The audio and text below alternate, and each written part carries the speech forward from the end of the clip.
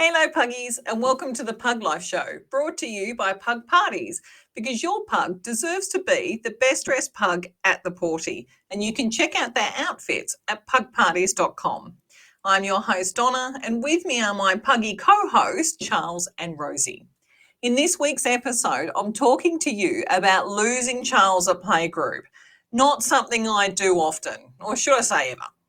It's not unusual for me to see Charles in the arms of one of his aunties, getting spoilt with cuddles and kisses when he's not glued to my ankles, but not seeing him anywhere within about 60 seconds flicked the "someone's taken my pug" switch, and we were on a pug hunt like never seen in the park before, and had me asking myself why he ended up where we found him.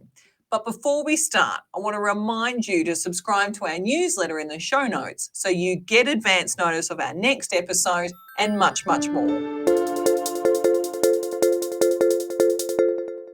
Now, puggies, if you're anything like Rosie and Charles, you love your weekly trip to playgroup. Lots of space to snuffle around in, lots of new smells to investigate. And then there's the cuddles, pats and treaties that you get from your grumble friends humans that make it all worth getting out of bed for. I am positive that there is every type of puggy at every playgroup around Australia. Puggies that zoom around for the entire hour, the puggies who move from human to human to get back and ear scratches and even a sneaky treaty.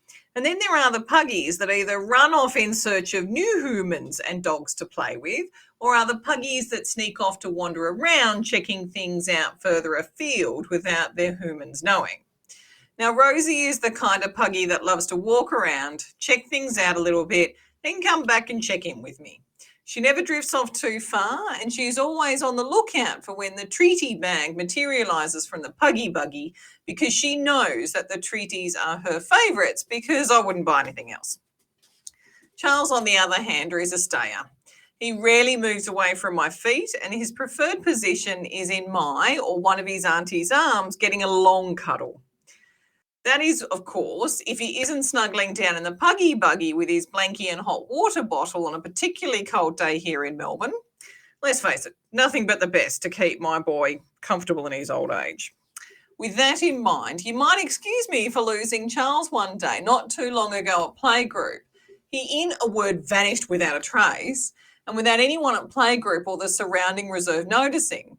Charles is so predictable with his behaviour that no one ever thought that he would be the puggy to wander off unnoticed and cause a whole of park search. Now, we're really lucky with our playgroup location. It's on a native reserve, so there are big open spaces that are dog friendly, as well as these bushland with meandering paths throughout that you can walk on leash and spend a lot of time snuffling around the many bushes and smells and not have to worry about cars or lots of foot traffic. On this particular occasion, I was doing my usual catch-up with various humans I know at playgroup, talking pug, playing with the puggies as they wander past and nudge my leg to give them a treaty. Now, on a normal Sunday morning, all of this would be happening with Charles standing no more than a foot away from my heels, if not standing between my feet, patiently waiting for me to pick him up and give him a cuddle. With this routine, I could easily look down every few minutes and see him standing there watching the world walk past him from the safety of my shadow, and I'd know that he was okay and not feeling overwhelmed. I swear that it only felt like a couple of minutes between Charles check-ins, but it must have been as many as 10 because I looked down and there was no Charles. Now, it's not unusual for me to see him in the arms of one of his aunties being spoilt with cuddles and kisses when this happens, but when I looked around, neither were cuddling him, and I couldn't see his little jacket-covered body anywhere amongst the other humans and pugs. Up until this point, I wasn't worried, since it's not entirely unusual for him to muster up the energy to go for a little wander around the group, but not seeing him anywhere within about 60 seconds flicked the "someone's taken my pug" switch, and I'm starting to charge around the group, calling his name and clapping my hands to get his attention.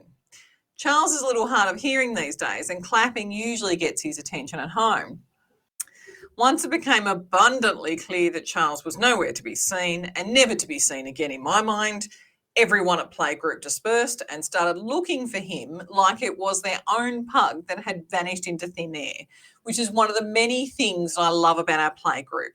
We really are a village of pug parents looking out for each other.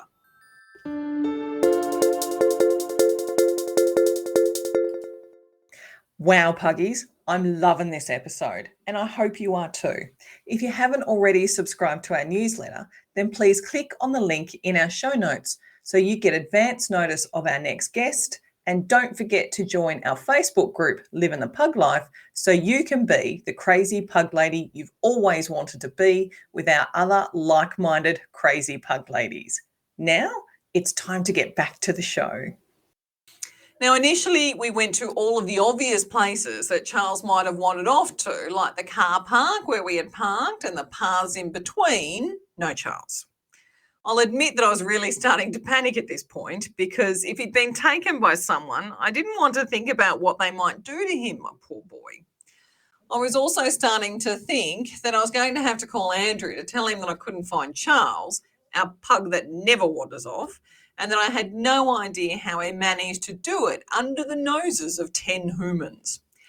As an aside note, I did tell Andrew when we got home safe and sound what had happened, and as you can imagine, there were comments about me never being allowed to take his pugs to Playgroup again if I insisted on losing them.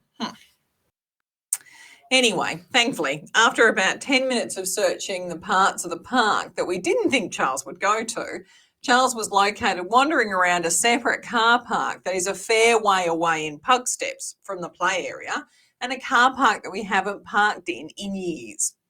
Apparently, Charles was looking a little confused and a little annoyed that he couldn't find what he was looking for when he was found. And yes, I got a snort of disgust when my friend handed him over to me, telling me where he'd found him. It's almost like it was my fault that he wandered off. Charles managed to get there without anyone on the path noticing him ambling by, and there were a few on the path between the play area and the car park. And thankfully, the car park was empty. I shudder to think what would have happened if it was the busy one, because he's so small and so slow, he just wouldn't have stood a chance against any car.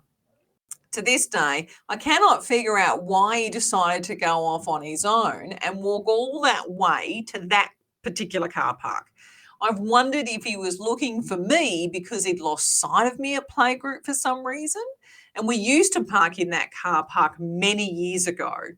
I've also thought that maybe he was looking for his brother, who's been gone for over 2 years, but who I still catching him looking for in familiar places every now and again. Potentially, Charles may be developing doggy dementia, which could possibly explain some of the sun wandering behaviour. But either way, we keep a closer eye on him now whenever he's off lead or out of the puggy buggy, and he now sports a bright yellow winter jacket for Playgroup, just in case he gets the notion to go for another wander without telling me first. Now it's your turn to talk pug. I'd love to know if you've had adventures that have given you a fright. Did your puggy wander down the street to check out a new neighbour? Or did they decide that fences were for suckers and headed off in search of a new adventure when you weren't looking? Whoa. We'd love to hear all about it, so please share with us over in our Facebook group, Living the Pug Life. Thank you very much for listening to this week's episode of the Pug Life Show. If you liked the episode or if you think it'll be useful for someone else, please leave a review over at podchaser.com. And if you've got any questions or want to tell us how much you loved the episode, then let me know over at our Facebook group, Living the Pug Life, where crazy pug ladies meet to talk all things pug. So until next time, puggies, have a pawsome week, and humans, be generous with the snackies.